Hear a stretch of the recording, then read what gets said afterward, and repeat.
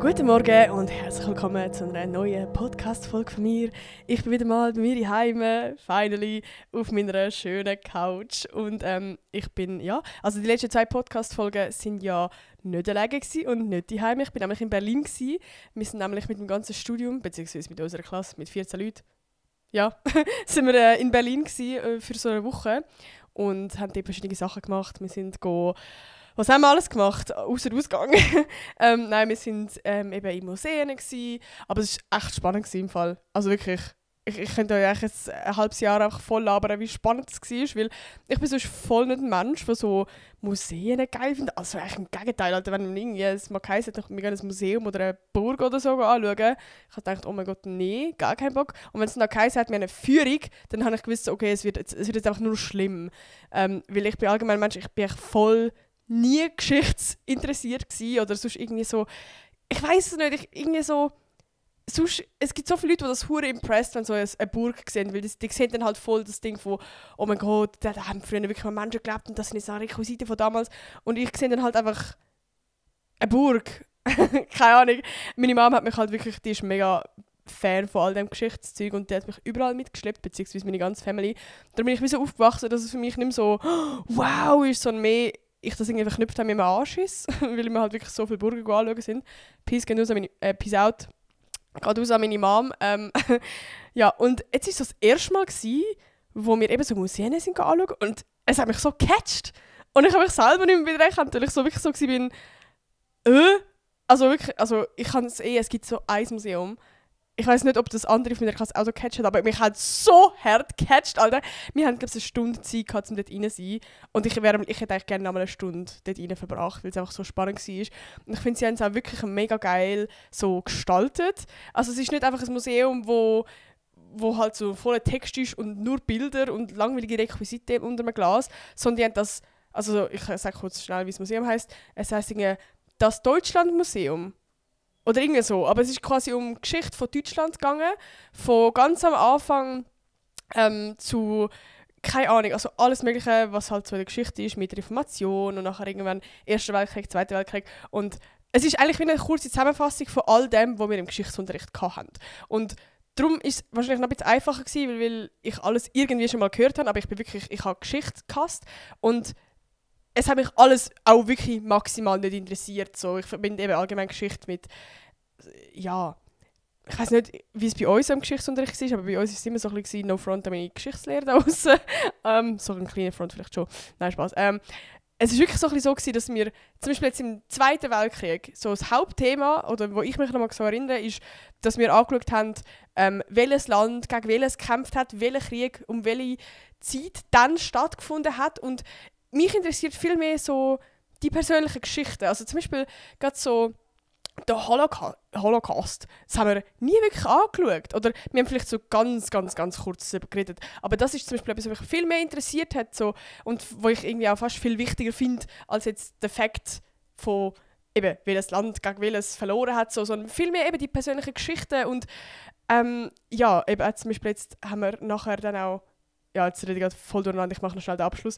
Auf jeden Fall ist das wie so ein Museum, wo sie eben genau das erzählt haben und quasi wie für jeden Raum so wirklich das voll gestaltet haben. Also der, ich weiß gar nicht mehr genau, wie ich das jetzt richtig sage, aber der die ganze Planung gemacht hat von diesen Innenräumen, wie das aussieht, der ist auch wie so ein Teil von dem, was der Europapark und so plant. Also sie haben es voll kreativ gemacht. Und ich finde, also es ist so eindrücklich gewesen, weil es geht eben so unter die Haut. Zum Beispiel ist so beim Ersten Weltkrieg haben sie einen Raum gemacht und du kommst echt dort rein und du fühlst dich, als wärst du in so einem, wie sagen wir dem, in so einem Graben unten. Also du siehst so, boah, es ist nur schon, es kommt, du hörst, wie sagen wir, boah, verliere gerade alle Wörter. Du hörst so Schüsse, also wirklich, also du fühlst dich, als wärst du unten dran, in dem Dings unten. Und es ist so eindrücklich. Also wirklich, ich bin in diesem Raum gestanden, ich hatte so Hühnerhaut. Vor allem, es war ja gerade ein bisschen leer, also es war niemand da, ich war einfach so allein in diesem Raum. Und ich habe mich wirklich gerade, also logischerweise kannst du dich nicht wirklich so fühlen, aber einfach, es ist ein ganz anderer Eindruck, als wenn du das einfach in einem Geschichtsbuch liest. Und das habe ich so genial gefunden. Und es ist einfach wirklich, du gehst in mehrere Räume. Also ich kann es sehr empfehlen. Meine Eltern sind eine Woche später jetzt eben auch, also in dieser Woche jetzt, sind auch in Berlin gewesen und sind nachher in diesen Raum gegangen, beziehungsweise in das Museum gegangen. Voll, und nachher sind wir auch noch in eine... Oh, das ist... Alter, es war so impressive gewesen. Ich weiß auch nicht, was mit mir los ist. Ich habe es so spannend gefunden. Wir sind auch bei der Berliner Mauer durchgelaufen und ich habe so voll angefangen mit Fragen zu stellen, bin so ins Internet googeln und das und haben dann so beredet und bin so gewesen, oh mein Gott, da ist die Mauer gestanden und oh mein Gott, das ist das und das ist jetzt voll crazy, wir können jetzt einfach da durchlaufen und die das nicht können. Und also ich bin voll geflasht gewesen. Ich weiß auch nicht, ich habe wirklich so richtigen Durst nach Geschichtswissen. Für die jetzt gerade nicht an dem Punkt sind, es tut mir leid, dass ich das kann jetzt gerade voll aber über Geschichte. Aber eben, wir sind dann auch noch mit der ganzen Klasse das Gefängnis anschauen, das Stasi-Gefängnis von damals, wo wie die Leute hergekommen sind, für die haben probiert zum Flüchten und bla bla bla. Und das ist halt, ja, es war mega eindrücklich gewesen. Und wir hatten jetzt zum Beispiel auch Führung gehabt. Und ich schwöre, ich habe es so spannend gefunden. Ich bin so selber geflasht von mir, dass ich das so spannend finde. Weil ich so wirklich sonst normalerweise, eben, wenn es irgendwo heisst, wir gehen ins Gefängnis anschauen und mich mit der Führung über und es geht 2 Stunden, dass ich den grössten Anschluss von meinem Leben hätte. Und ich habe es wirklich geil gefunden. Also, ja, es nimmt mich echt Wunder, ob das jetzt mehr damit zusammenhängt, dass ich einfach erwachsen geworden bin und mich so ein bisschen anfangen zu interessieren. Oder ob es wirklich auch einfach ein Ding ist, weil ich es nicht muss lernen für jetzt eine Prüfung. Und ja, irgendwo es auch ein bisschen anders ist, wenn man wirklich vor Ort ist und etwas sieht, als wenn man einfach eben ein Geschichtsbuch liest oder so. Aber ich glaube, es ist wirklich einfach so ein bisschen unabhängiger, weil man nicht etwas muss lernen, sondern einfach, weil man... Also wir haben die Führung und es ist auch mal spannend, um es wirklich so voll reinzukommen. Ja. Also wirklich, ich habe es geil gefunden. Genau, ich habe jetzt gerade schon viel zu fest über Berlin geredet, aber grundsätzlich habe ich eigentlich darauf zurückkommen, dass ich jetzt eben wieder back bin und dass die letzten 2 Folgen ja mit 2 Studentenkolleginnen von mir, dass ich mit der Nina und mit der Sarah eine Folge gemacht habe, jeweils eine. Und ich habe es mega nice gefunden, also eure Reaktion. Zum einen sind Podcasts mega gut angekommen und zum anderen, Alter, ihr habt so herzige Sachen geschrieben, es ist wirklich, sie haben sich auch beide mega gefreut, ich bin immer so daily so am Screenshots schicken, so, oh mein Gott, es ist ein neuer Kommentar gekommen. Und sie haben so Freude gehabt, also wirklich, die sind so geflasht gewesen, wie herziger sind und ich auch, darum wirklich grosses Danke, weil ich am Anfang, ich bin immer so ein bisschen am Struggle, weil ich nicht genau weiss, also in meinem Kopf ist immer so, für euch ist es ja nur spannend, wenn eine Person da hockt, die ihr auch schon kennt. Also zum Beispiel jetzt eben eine Influencerin oder weiss auch nicht, jemand, der schon auf meinem Kanal ist, wie jetzt zum Beispiel ein Can oder meine Family oder so. Ich habe noch gar nicht mir überlegt, dass es einfach irgendjemand sein könnte. Also wie, dass ich die Person gar nicht unbedingt kennen, weil ich finde, jede Person hat ja eigentlich irgendetwas Spannendes zu erzählen. Also scheißegal, eben, ob es jetzt ein Influencer ist oder nicht so. Aber irgendwie... Also ich bin das mir erst jetzt so bewusst und vorher habe ich mir innen so... Also ich habe wie so ein bisschen Angst gehabt, dass es euch nicht so juckt oder dass ihr so denkt, das interessiert mich jetzt nicht, die Person kann ich nicht oder weiss ich auch nicht. Und eben im Gegenteil, ich habe es mega nice gefunden und das hat mich mega gefreut. Es haben sogar eben so ein paar geschrieben, mach wieder eine Folge mit ihnen oder mach wieder eine Folge mit einer Studentenkollegin, Kollegen, bla bla bla. Ja, darum großes Dankeschön. Aber ich habe jetzt schon viel zu lange gelabert über mein Live-Update. Und es gibt ja heute noch ein Thema, das ich mit euch unbedingt bereden will, wo ich eigentlich ein mega wichtiges Thema finde und wo auch in meinem Leben präsent ist, mittlerweile nicht mehr so, aber ich weiss auch, dass es sehr viel da draussen gibt, wo das ein Thema ist, wo ja immer mal wieder einem über den Weg läuft, wenn man in einer Beziehung ist oder vielleicht auch, wenn man eine Kollegin hat, die auf einmal in einer Beziehung ist. Und ich glaube, ja, jeder wird irgendwann mal so ein bisschen zu dem Punkt kommen, wo das Thema vielleicht eine Rolle spielt im Leben. Und darum habe ich gedacht, wir reden heute mal drüber. Weil es wirklich auch ein wichtiges Thema ist. Und ich das Gefühl habe, es gibt nicht so viele Leute, die über das reden. Oder ich habe noch nie so wirklich so Content darüber gesehen. Und darum, ich finde es mega spannend. Ich habe jetzt letztens mit einer Kollegin, die in einer Beziehung ist, darüber geredet. Und ich weiß nicht, ich finde es ein mega spannendes Thema. Und zwar ganz grundsätzlich darum, dass man in einer Beziehung ist. Jetzt kommt die Feuerwehr. Ich glaube, ich höre das alles gar nicht mit dem Mikrofon, weil wenn ich nur noch so rede, dann hören ihr noch mich und der ist nicht. Hört ihr das? Schreibt mal einen Kommentar.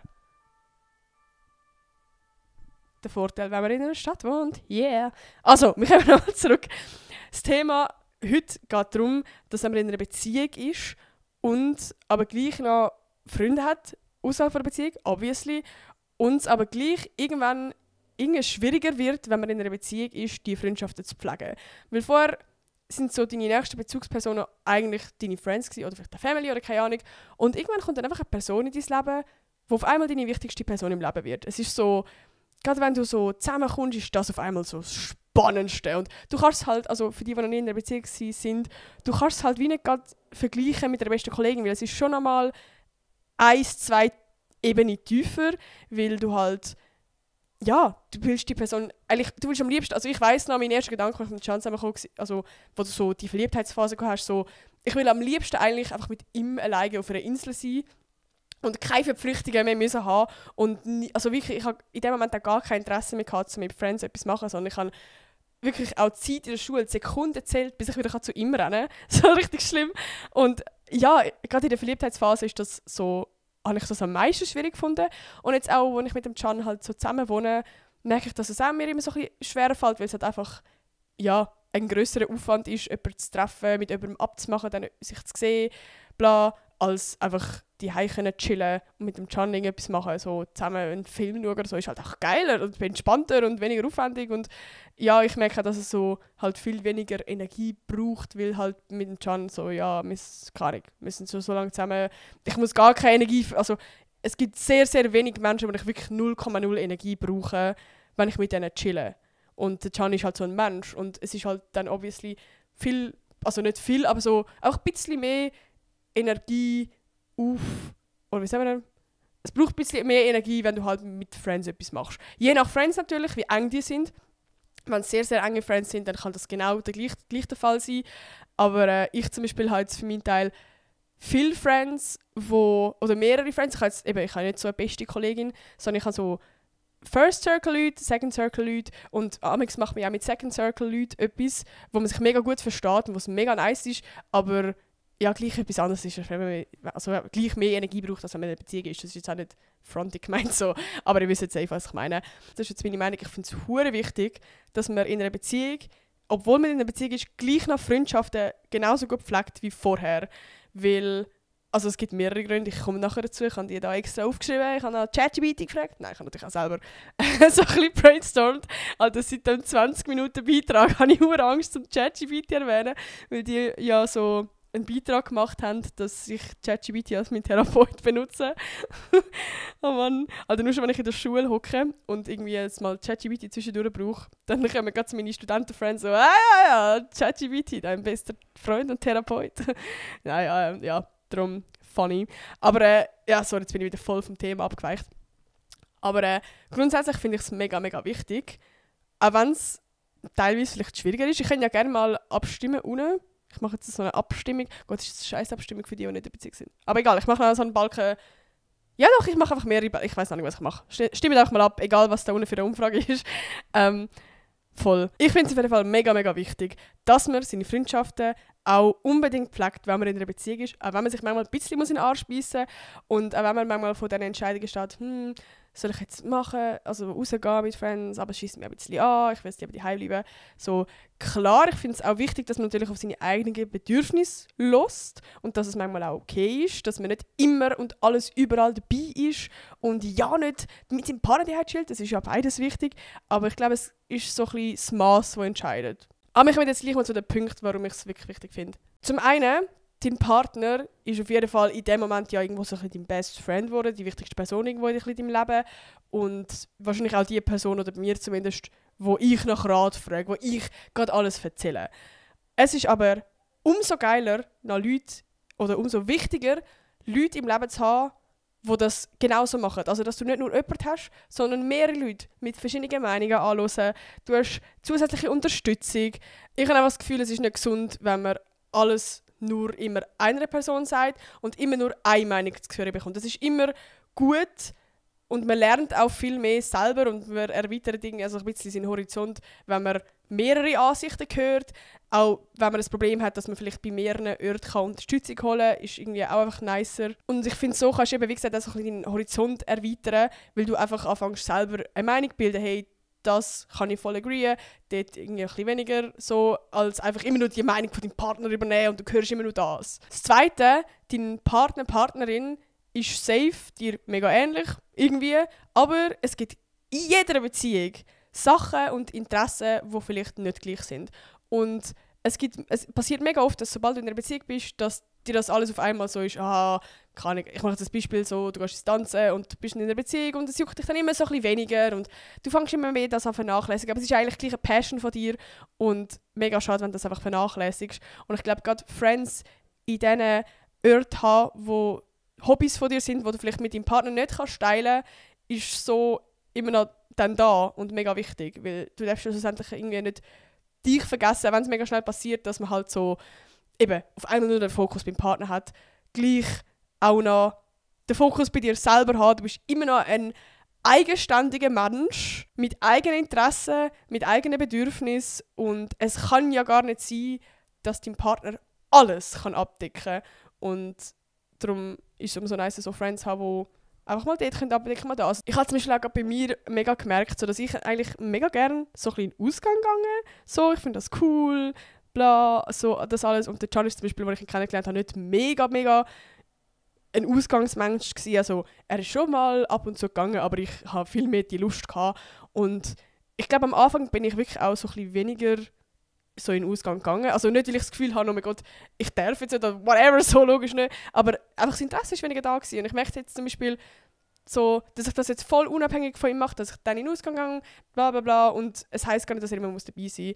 Und ich kann wie das Interesse von mir gleich genauso stillen, auch wenn der Can das nicht nice findet, weil ich halt eben Friends dafür habe, die das genauso nice finden. Und der dritte, und das finde ich eigentlich fast der wichtigste Punkt, ist, dass du eigentlich so, indem du mit anderen Friends etwas machst und noch einfach Friends neben der Beziehung hast, dass du quasi in deiner Beziehung Raum gibst. Raum für die soziale und emotionale Verantwortung. Also eben, wenn du mal deine Probleme nicht immer nur mit deinem Partner teilst, dann hat er nicht immer die ganze Zeit das Gefühl, er hat die ganze Verantwortung über deine Emotionen und über deine soziale, was auch immer, sondern es gibt mehrere Anker in deinem Leben. Und somit wird der ganze Raum, wie viel Beziehung einfach grösser und es ist einfach viel gesünder und man kann mal durchschnaufen so.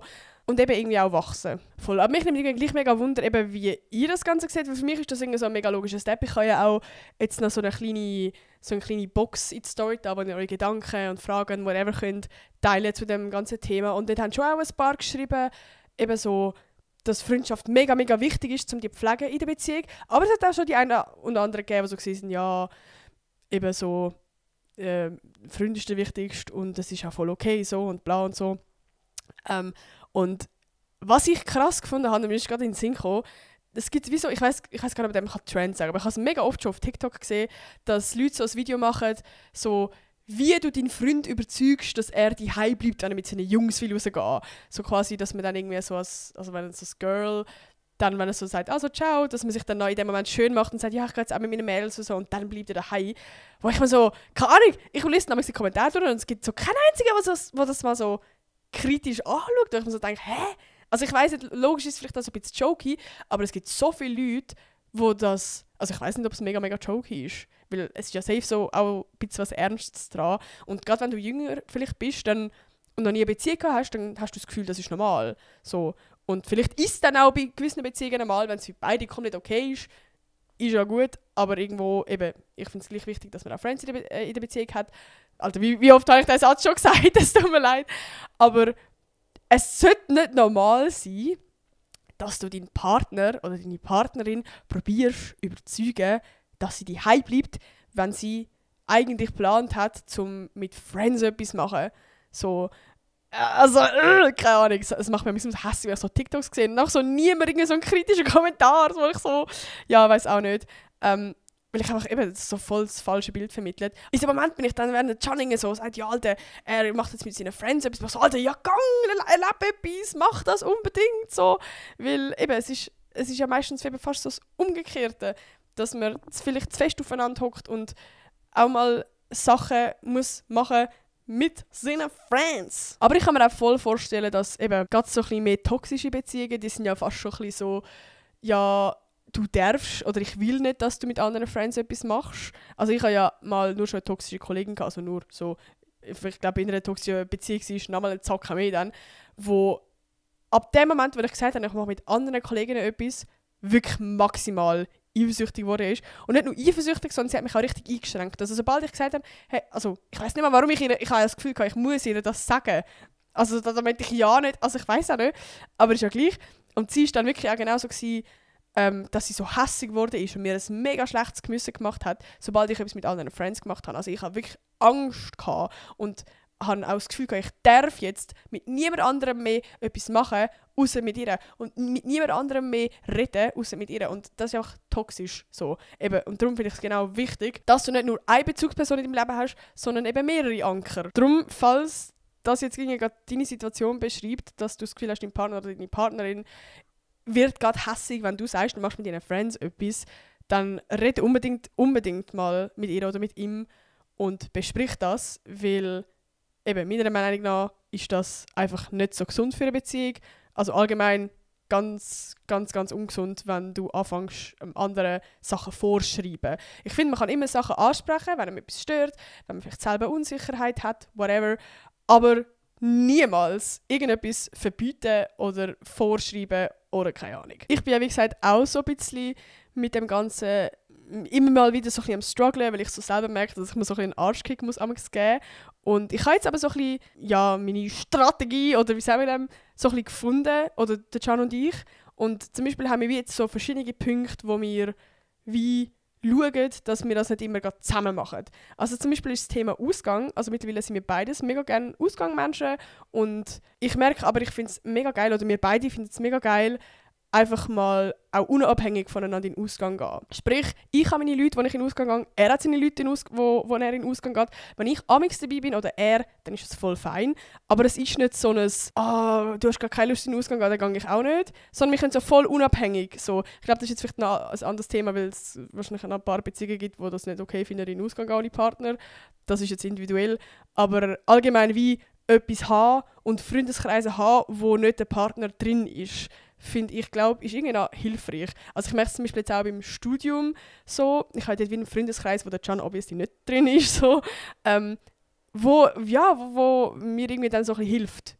Also ich finde es zum Beispiel so, unser gemeinsamer Freundeskreis ist jetzt so die Social Media Bubble, weil dort kennt er alle, die ich auch kenne und umgekehrt und eben ich nehme ihn dann an alle Events mit und eben mir und wir machen zusammen etwas, also wie mit dem Adi und keine Ahnung so. Also das ist so unser gemeinsamer Freundeskreis und außerhalb haben wir aber dann eigentlich nur andere Freundeskreise, wo die andere Person nicht in dem Freundeskreis ist. Klar kennt man sich dann, also so meine anderen Friends kennen ihn ja alle obviously, aber es ist wie nicht so, dass er fix einmal in dem Freundeskreis ist. Aber jetzt gerade mal zurück zum Ausgang, finde ich dann auch voll crazy, oder allgemein überall, frage dann immer, wo ist der Can?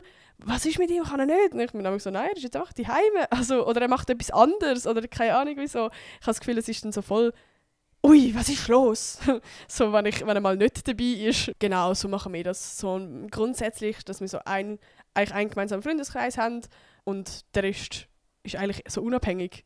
So. Und ja, gut, nein, jetzt mittlerweile nicht mehr, aber am Anfang war es manchmal so ein bisschen so, dass man sich so gegenseitig so ein bisschen supportet hat. Eben mit so, wenn er mal eine Anfrage bekommen hat, so, hey, wollen wir etwas machen? Und er ist so, ich habe voll keine Lust, ich will jetzt lieber mit dir da eine Serie wieder schauen. Dass ich dann so bin, nee! Du gehst jetzt! Das wird toll! Das wird geil! So, supporten. Voll. Das war so ein bisschen das zu dem Thema gewesen. Ich hoffe, ich habe jetzt ein mega grosses Wirrwarr durchgeredet und ich glaube, die Message ist angekommen, weil ich es schon 500 Mal gesagt habe. Also, falls ihr es noch nicht gehört habt, Leute, Freundschaft, Pflege der Beziehung ist wichtig. Hallo, haben das alle gehört? Haben das alle hinter Ohren geschrieben? Dankeschön. Gut. Also, ich hoffe, euch hat die Folge gefallen. Und ja, wir hören uns in der nächsten Folge wieder. Vergessen nämlich zu abonnieren. Auf Spotify kann man nämlich abonnieren drücken und dann supporten mich. Genauso. Alter, ich sage das nie in meinen Podcast-Folgen. Man kann auch, auf Spotify kann man auch einen Stern, also 5 Sterne geben. Also ich freue mich über jede Person, die jetzt gerade schnell den Effort gibt. Genau jetzt gerade. Und draufklickt und 5 Sterne Bewertung mir gibt. Es sind einfach alle geile Sauen. Gut, also ich habe jetzt meine Fresse. Wir hören uns nächste Woche wieder. Tschüss.